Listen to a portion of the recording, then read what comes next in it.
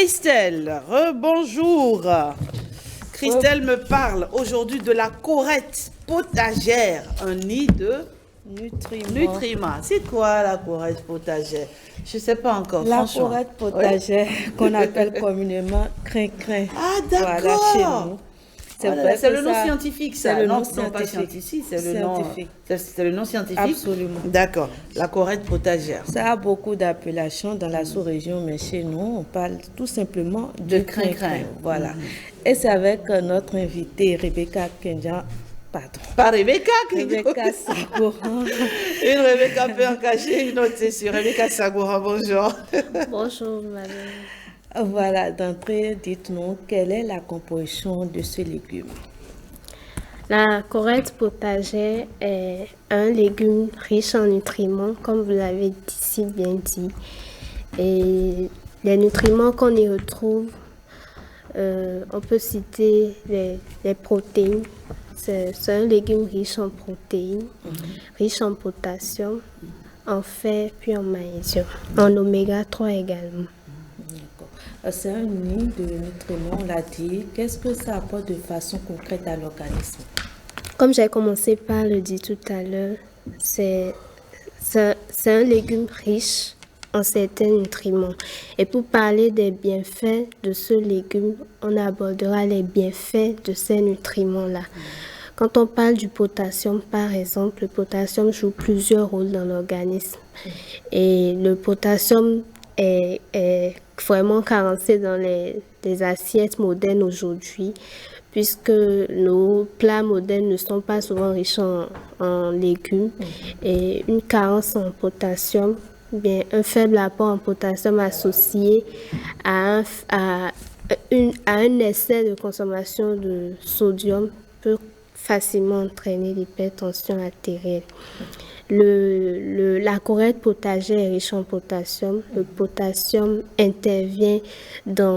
maintient un bon rythme cardiaque, favorise la normalisation de la pression artérielle. La corette potagère est également riche en fer. Et quand on parle du fer, nous savons déjà qu'une carence en fer peut entraîner l'anémie. Et le fer favorise une bonne formation des globules rouges. La corette potagère est également riche en bêta-carotène. La bêta-carotène est un précurseur de la vitamine A. C'est-à-dire qu'une fois à l'intérieur, l'organisme va se servir de la bêta-carotène pour produire de la vitamine A. Cette vitamine A intervient dans le bon fonctionnement de la vision, un bon maintien de la peau et intervient également dans le renforcement du système immunitaire. On le constate, on le voit. D'ailleurs, c'est bien, ce légume présente beaucoup de variétés en termes de nutriments et beaucoup de personnes le consomment cru. Mais est-ce la bonne méthode, Madame Rebecca? Le consommer cru. Cuit ou cru? Quelle est la méthode pour le consommer? Est-ce qu'on peut le consommer cru? Cru. Je n'ai pas encore vu. Je l'imagine mal en tout cas. Hein. Non, mais il y en a qui en consomment cru. Il paraît que ça guérit plusieurs maux. Oui, il y en a qui s'en servent même pour faire des tisanes. Oui. Mais moi, je pense c'est efficace contre la fièvre typhoïde. Je pense que l'idéal, c'est de consommer ces légumes-là crus, surtout aussi pour une bonne hygiène. Quand on veut consommer cru, est-ce qu'on tient compte de l'hygiène autour de ces légumes-là? Il est préférable de consommer ces légumes-là. Préparés. Alors, on ne peut parler du crin-crin sans parler de sa sauce qui est souvent très très gluante. C'est vrai, pour le goût, ça passe, mais sur le plan diététique, est-ce que ça ne présente pas ou ce n'est pas préjudiciable pour nous les consommateurs? Merci. Et quand on veut faire la sauce gluante, la sauce de crin-crin chez nous au Bénin, on est habitué à consommer du crin-crin vraiment gluant, très bien gluant.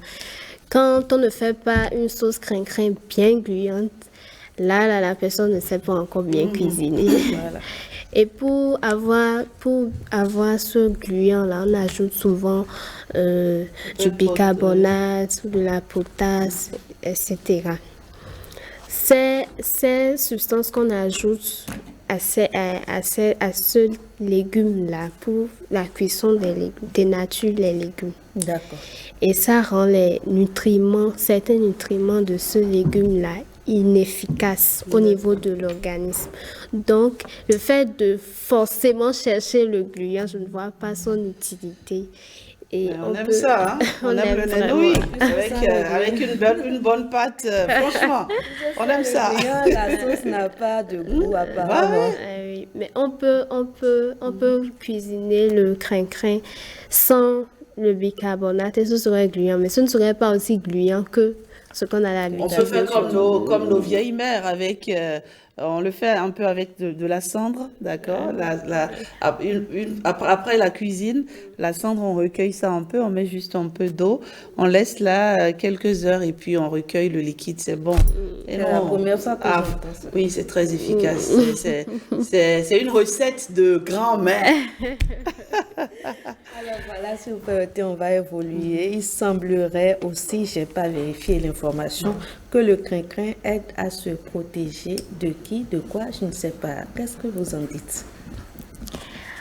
Sur le plan sanitaire, on a cité quelques nutriments dont le crin-crin est composé. On a parlé de la vitamine A. La vitamine A qui intervient dans le renforcement du système immunitaire. Là, on peut parler d'un rôle protecteur. Et la vitamine A est également un antioxydant. Permet de lutter contre les radicaux libres. Là, on peut parler d'un rôle protecteur. Maintenant, sur le volet spirituel, là, je pense qu'on va laisser aux spécialistes de nous donner cette réponse. D'accord. Voilà. Pour finir, dites-nous, pour une alimentation équilibrée, est-ce que le crin-crin à lui seul suffit ou bien il faut forcément l'accompagner? Le crin-crin fait partie d'un groupe d'aliments et il y a plusieurs groupes d'aliments.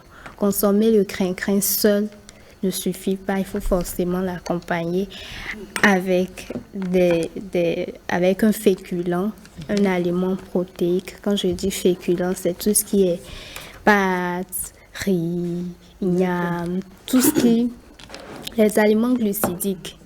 Et il faut l'accompagner également avec des aliments protéinés, le poisson, la viande, le crabe, etc. Un fruit également. C'est bon, c'est consommé pour la peau aussi. Est-ce que on en consomme pour les usages cosmétiques? C'est bien possible à cause de sa composition en bêta-carotène qui fait du bien à la peau.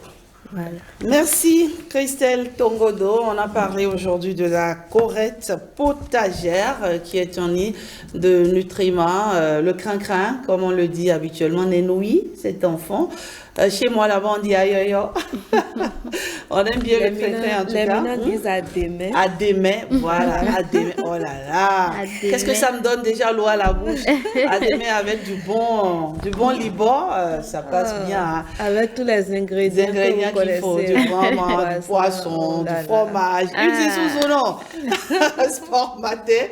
C'est dans un instant. Merci à vous d'être passé, Rebecca Sabourin. Merci, bonne journée. Merci. Christelle Tongodo, on se dit à demain, n'est-ce pas? À demain.